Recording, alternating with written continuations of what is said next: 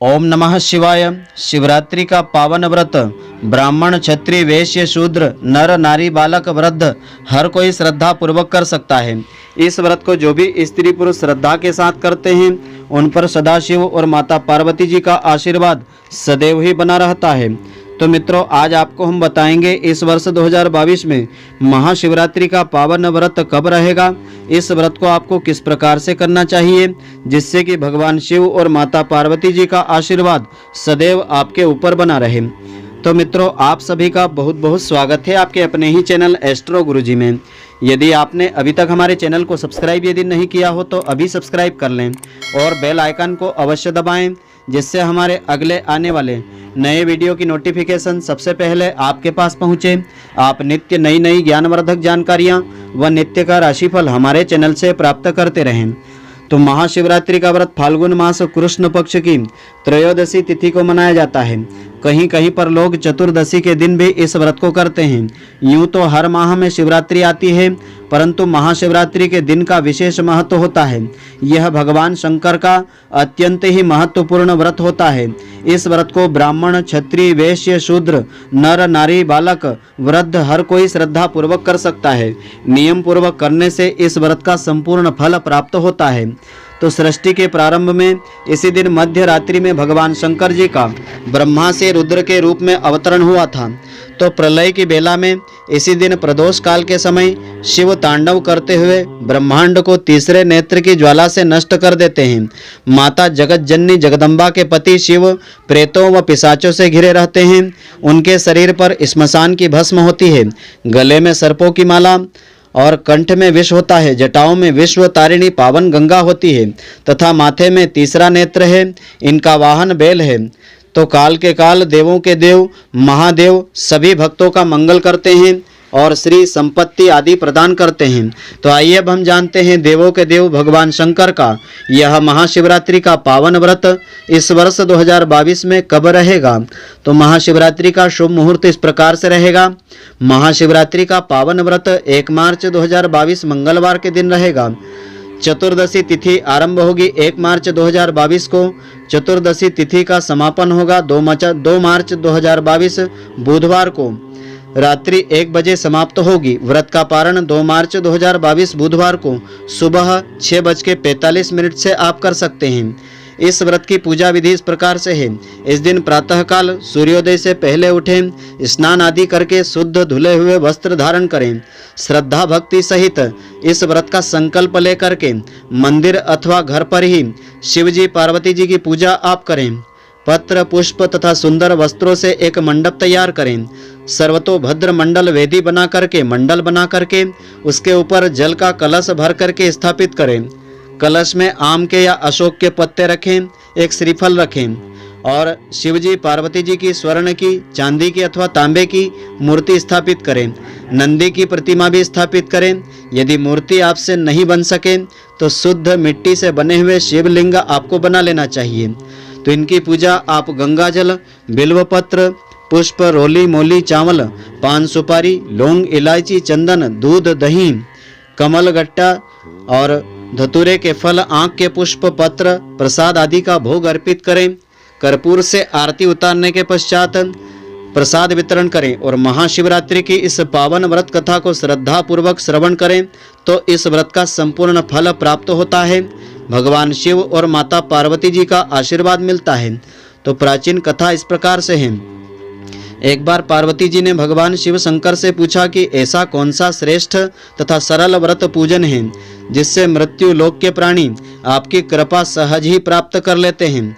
तो उत्तर में शिवजी ने पार्वती जी को शिवरात्रि के व्रत का विधान बता करके यह कथा सुनाई। एक गांव में एक शिकारी रहता था। पशुओं की हत्या करके वह अपने कुटुंब का पालन पोषण किया करता था।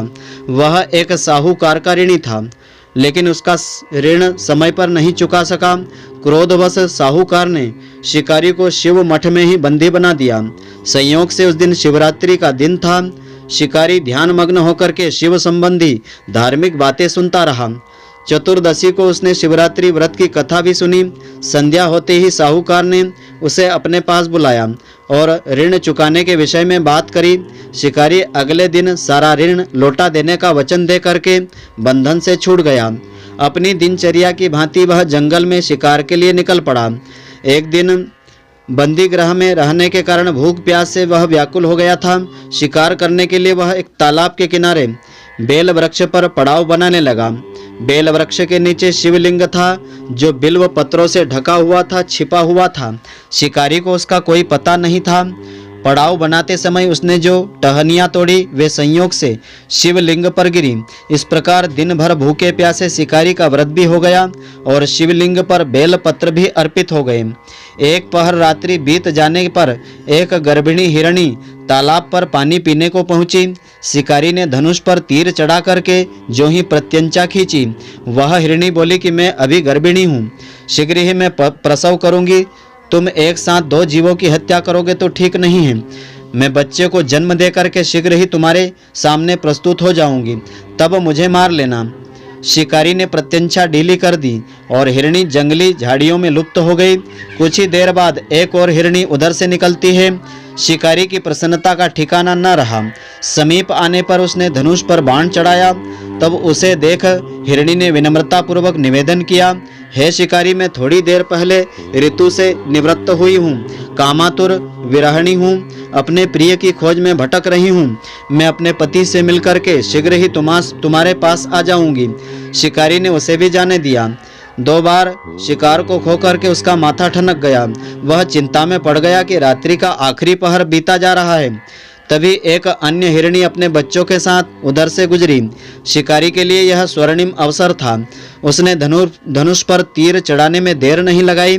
वह तीर छोड़ने ही वाला था। वह हिरणी बोली कि हे शिकारी, मैं इन बच्चों को इनके पिता के हवाले करके लौट आऊंगी, इस समय मुझे मत मारो। शिकारी हंसा और बोला, सामने आए हुए शिकार को कैसे छोड़ दूं?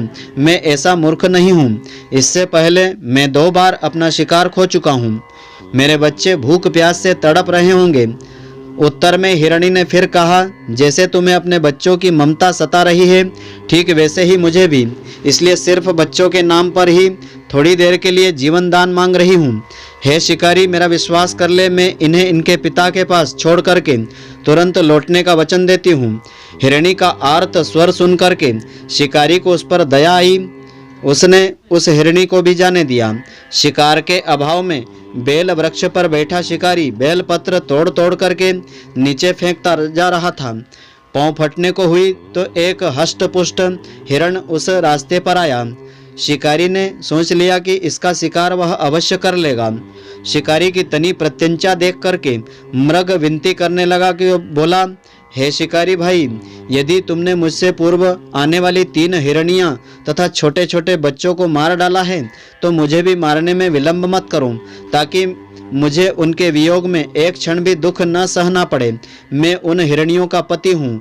यदि तुमने उन्हें जीवन दान दे दिया है तो मुझे भी कुछ क्षण का जीवन देने की कृपा करें। मैं उनसे मिलकर के तुम्हारे सामने उपस्थित हो जाऊँगा। मृग की बात सुनते ही शिकारी के सामने पूरी रात का घटनाक्रम घूम गया। उसने सारी कथा मृग को सुना दी। तब हिरण ने कहा कि मेरी 3 पत्नियां जिस प्रकार के वचनबद्ध होकर के गई है, मेरी मृत्यु से अपने धर्म का पालन नहीं कर पाएगी। अतः जैसे तुमने उन्हें विश्वास पात्र मान करके छोड़ा है, वैसे ही मुझे जाने दो।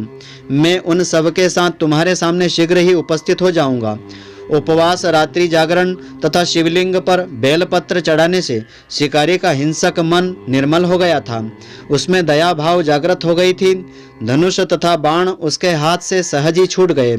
भगवान शिव की अनुकंपा से उसका हिंसक हृदय कारुणिक भावों से भर गया। वह अपने अतीत के कर्मों को याद करके पश्चाताप की ज्वाला में जलने लगा।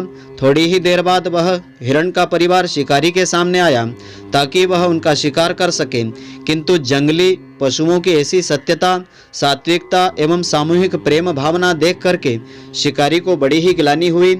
उसके नेत्रों से आंसुओं की धारा बहने लगी। उस मृग परिवार को न मार करके शिकारी ने अपने कठोर हृदय को जीव हिंसा से हटा करके सदा के लिए कोमल एवं दयालु बना लिया। देवलोक से समस्त देव समाज भी इस घटना को देख रहे थे।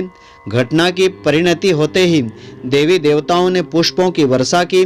शिकारी तथा मृग परिवार मोक्ष को प्राप्त हो गए थे। तो इस व्रत कथा को महाशिवरात्रि के पावन पर्व पर जो भी स्त्री पुरुष श्रद्धा के साथ श्रवण करते हैं उन पर भगवान शिव और माता पार्वती जी की कृपा दृष्टि सदैव बनी रहती है। सुख सौभाग्य की प्राप्ति होती है, समस्त पापों का नाश होता है। तो मित्रों, आशा करता हूँ कि आपको हमारी यह ज्ञानवर्धक जानकारी पसंद आई होगी। यदि आपको पसंद आई हो तो आप हमारे वीडियो को लाइक व अधिक से अधिक शेयर अवश्य करें। धन्यवाद। जय श्री कृष्ण मित्रों, फिर मिलेंगे।